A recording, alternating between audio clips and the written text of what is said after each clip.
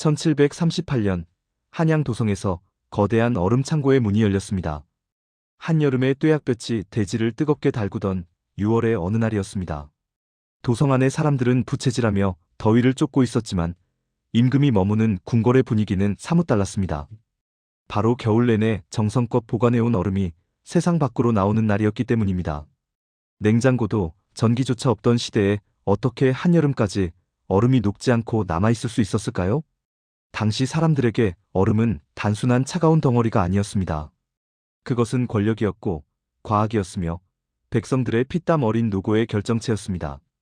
얼음 한 덩이의 가치가 쌀 몇 가마니와 맞먹던 시절, 조선 왕실은 이 귀한 보물을 지키기 위해 고도의 지혜를 발휘했습니다. 석빙고라 불리는 이 신비로운 건축물 속에는 오늘날의 냉각장치조차 무색하게 만드는 놀라운 비밀이 숨겨져 있습니다. 이제 우리는 1600년을 거슬러 올라가 조선의 뜨거운 여름을 시원하게 식혀주었던 얼음, 저장의 과학과 그 속에 담긴 인물들의 이야기를 따라가 보려 합니다. 과연 그들은 어떻게 자연의 순리를 거스르고 여름에 얼음을 먹을 수 있었던 것일까요? 그 시원하고도 치열했던 현장으로 여러분을 초대합니다. 조선시대의 얼음은 오늘날 우리가 편의점에서 쉽게 사는 것과는 차원이 다른 물건이었습니다. 얼음은 국가의 중요한 자원이었으며 이를 관리하는 것은 예조 산하의 빙고에서 전담하는 중대한 국사였습니다.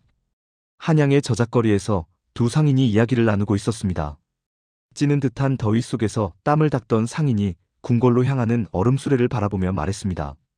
보게나 저 얼음 한 덩이면 우리 식구가 한 달은 좋게 먹고 살 쌀을 살 수 있다네. 저것은 얼음이 아니라 황금 덩어리야.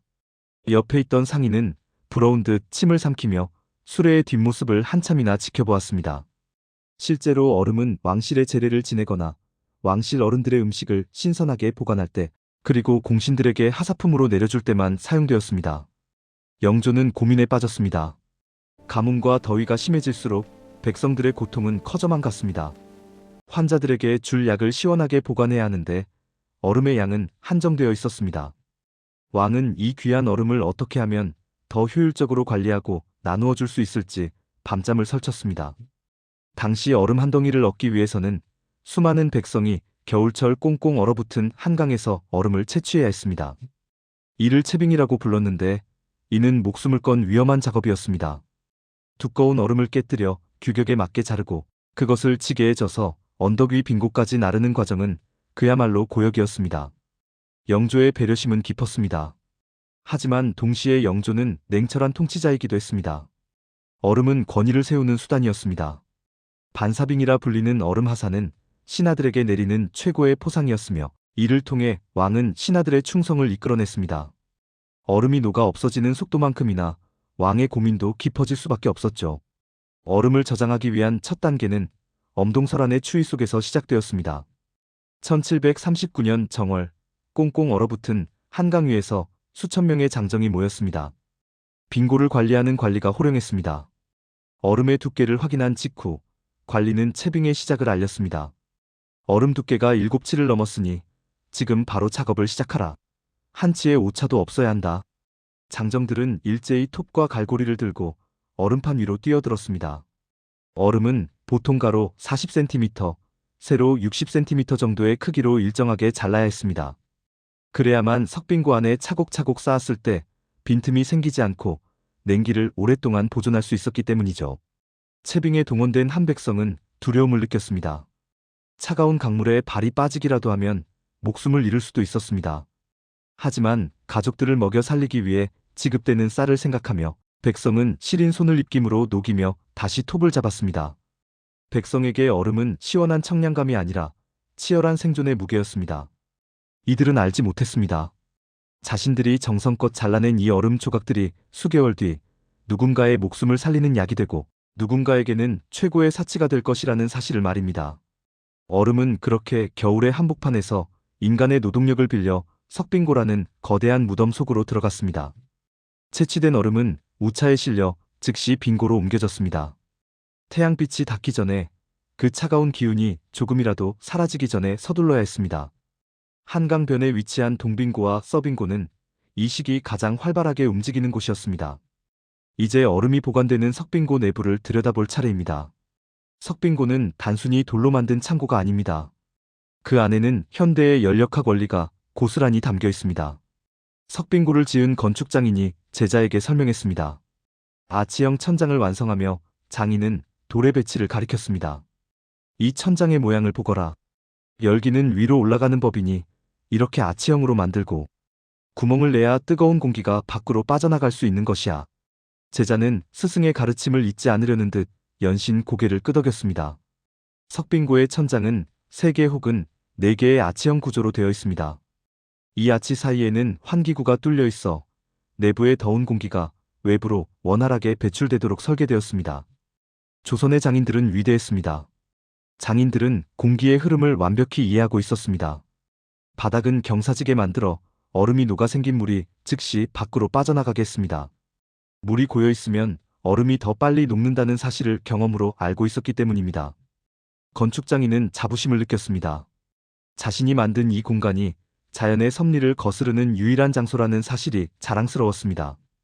비록 비천한 신분이었지만 자신의 기술이 왕실의 위엄을 지탱한다는 사실의 보람을 찾았습니다. 석빙고의 벽은 화강암으로 쌓고 그 외부는 찰흙과 석회로 덮어 열차단을 극대화했습니다. 또한 얼음 사이사이에는 볏짚이나 억새를 끼워 넣었습니다. 볏짚은 공기층을 형성하여 훌륭한 단열재 역할을 했습니다. 이는 오늘날 우리가 사용하는 보온병이나 아이스박스의 원리와 일맥상통하는 것이죠. 조선의 얼음 보관소는 용도에 따라 엄격하게 구분되었습니다. 궁궐 안에 위치하여 임금의 수라상이나 왕실 재래에 사용될 얼음을 보관하는 곳을 내빙고라 했습니다. 반면 도성 밖 한강변에 위치하여 신하들에게 하사하거나 관청에서 사용하는 얼음을 보관하는 곳은 외빙고, 즉 동빙고와 서빙고였습니다.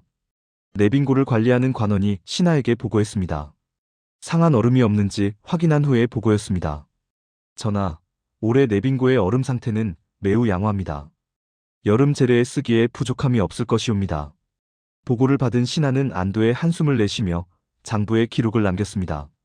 서빙고는 그 규모가 어마어마했습니다. 무려 6만 덩이 이상의 얼음을 보관할 수 있었는데 이는 동빙고보다 훨씬 큰 규모였습니다. 서빙고의 얼음은 주로 고위 관료들이나 병자들에게 나누어주는 용도로 쓰였습니다. 관원은 부담감을 느꼈습니다. 얼음이 예전보다 빨리 녹아버리면 그것은 곧 자신의 관리 소홀로 이어졌습니다. 자칫하면 곤장을 맞거나 파직당할 수도 있는 중대한 사안이었습니다. 관원은 매일 아침 석빙고 입구의 온도를 체크하며 가슴을 졸였습니다.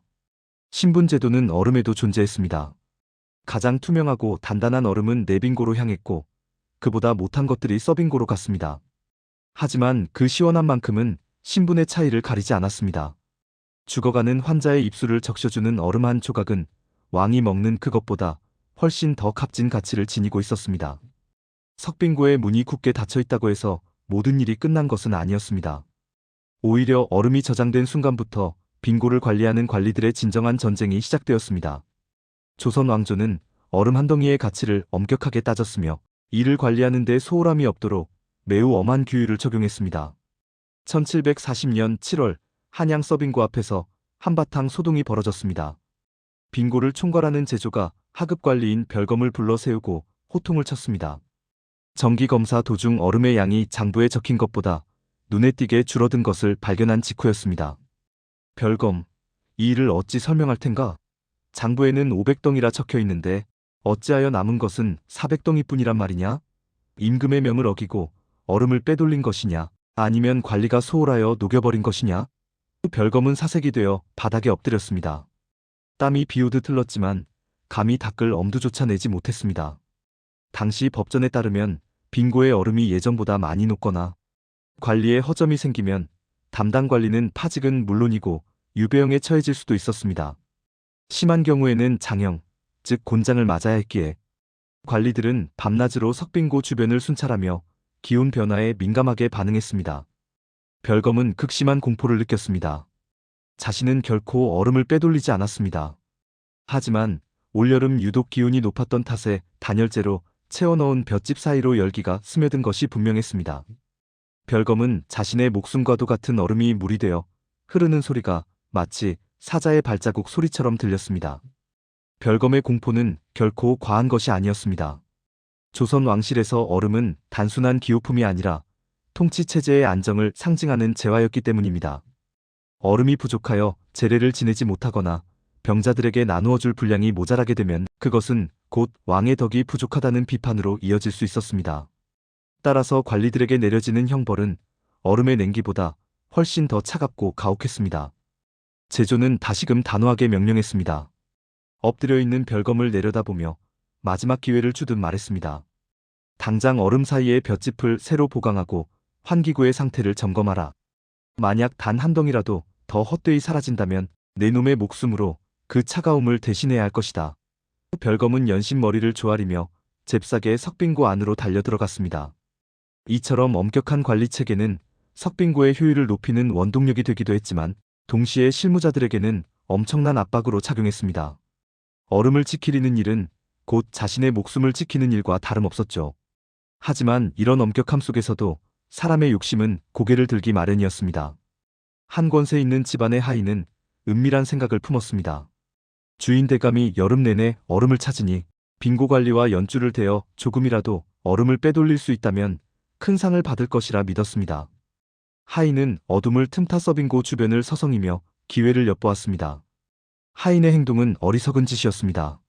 석빙고 주변은 군사들이 겹겹이 에워싸고 있었으며 얼음 한 조각을 훔치는 행위는 국고를 축내는 중죄로 다스려졌습니다. 권력의 시원함을 탐하던 자들의 최후는 대개 차가운 감옥 바닥이었습니다. 석빙고의 두꺼운 돌벽 안쪽에는 이처럼 얼음을 지키려는 자의 절박함과 그것을 탐하는 자의 욕심, 그리고 이를 엄격히 다스리는 국가의 서슬퍼런 권위가 엉켜 있었습니다. 조선의 여름은 석빙고라는 공간을 통해 가장 뜨거운 욕망과 가장 차가운 규율이 공존하는 기묘한 계절이 되었습니다. 석빙고의 얼음이 가장 빛을 발하는 순간은 역설적이게도 밖이 가장 뜨거울 때였습니다. 조선의 왕들은 삼복더위가 시작되면 신하들에게 얼음을 나누어주는 반사빙 행사를 열었습니다. 이것은 단순한 나눔이 아니라 왕의 권위를 세우고 신하들의 충성을 확인하는 고도의 정치적 행위였습니다. 1782년 6월 예조의 관리가 정조의 명을 받들어 나무로 만든 작은 패를 신하들에게 나누어 주었습니다. 이 패의 이름은 빙표였는데 앞면에는 얼음의 양이, 뒷면에는 발행관청의 직인이 찍혀 있었습니다. 전하께서 특별히 경들의 노고를 치하하시며 이 빙표를 내리셨소. 서빙고에 가서 이 표를 제시하고 얼음을 받아가도록 하시오. 빙표를 받아든 신하들은 감격스러운 표정으로 궁궐을 향해 절을 올렸습니다. 빙표는 오늘날의 물품 교환권과 같았습니다. 신하들은 이 빙표를 들고 서빙고로 달려갔습니다. 하지만 얼음을 받는 과정도 만만치 않았습니다. 서빙고 앞은 이미 각 대감집에서 보낸 하인들과 우차들로 인산인해를 이루었기 때문이죠. 한 젊은 하급관리는 불안했습니다. 자신의 품계가 낮아 혹여나 얼음을 받는 순서가 뒤로 밀릴까 걱정되었던 것입니다. 해가 중천에 떠 있는데 얼음을 늦게 받는다면 집까지 가는 도중 다 녹아버릴 것이 분명했습니다. 관리는 연신 부채질하며 서빙고의 문이 열리기만을 간절히 기다렸습니다. 정조의 판단은 명확했습니다. 얼음을 나누어 주는 것은 왕의 자애로움을 상징했습니다. 특히 무더위 속에서 업무에 지친 신하들에게 얼음을 하사하는 것은 왕이 신하들의 신체적 고통까지 살피고 있다는 메시지를 전달하는 것이었습니다. 이는 곧 왕실에 대한 충성심으로 이어지는 아주 효과적인 통치 수단이었죠. 얼음은 신분에 따라 차등 지급되었습니다. 정일품 정승은 얼음 몇 덩이를 통째로 받았지만 하급 관리들은 작은 조각 몇 개를 받는데 그쳤습니다.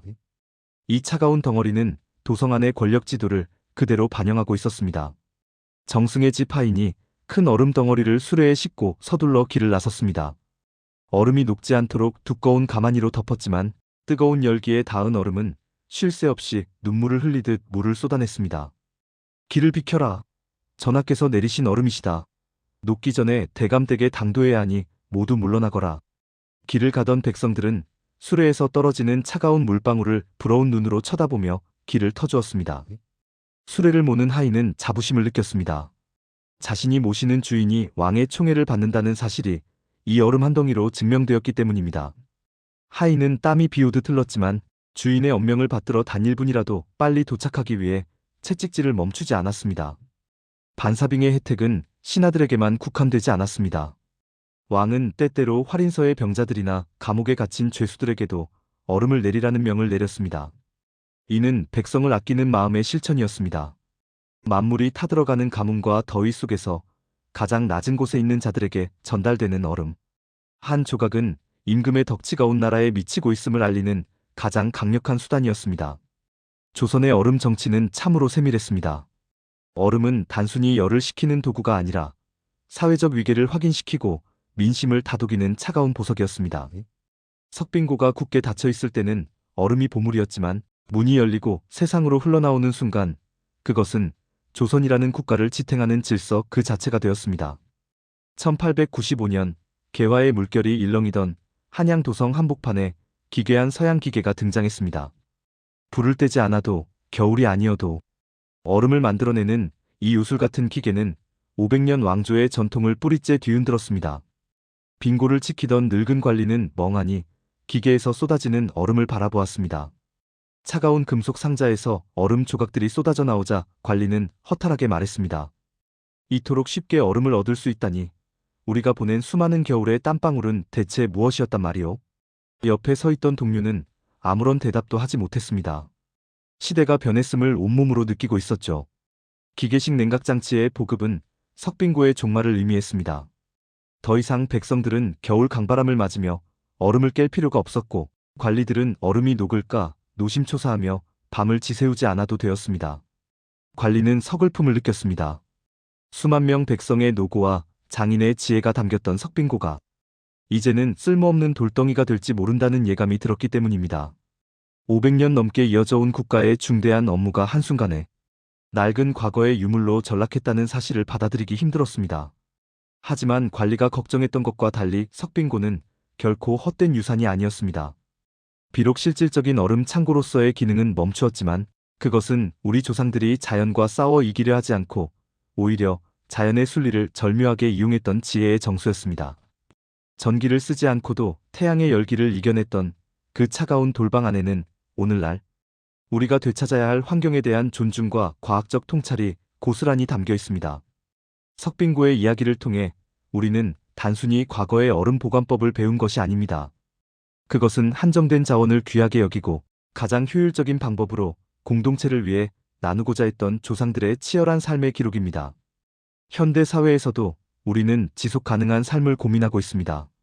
편리함에 익숙해진 나머지 우리가 잊고 지냈던 자연과의 조화, 그리고 인위적인 힘을 빌리지 않고도 목적을 달성했던 그 여유로운 지혜를 말입니다. 석빙고의 아치형 천장 아래를 흐르던 차가운 바람은 오늘날에도 여전히 우리에게 질문을 던지고 있습니다. 진정한 과학이란 무엇이며 우리는 미래를 위해 어떤 지혜를 남겨야 하는가에 대해서 말이죠. 여러분은 어떻게 생각하시나요? 만약 여러분이 조선시대의 얼음을 하사받는다면 그 귀한 얼음을 누구와 가장 먼저 나누고 싶으신가요? 조상들의 지혜 중 현대의 기후 위기를 해결하는데 가장 도움이 될 만한 기술은 무엇이라고 생각하시나요? 댓글로 자유롭게 의견 나눠주세요. 여러분의 소중한 의견이 역사를 바라보는 새로운 눈이 됩니다. 구독과 좋아요는 더 깊이 있는 역사 이야기를 전해드리는 큰 힘이 됩니다. 다음 시간에도 흥미진진한 한국사 이야기로 찾아오겠습니다. 시청해주셔서 감사합니다.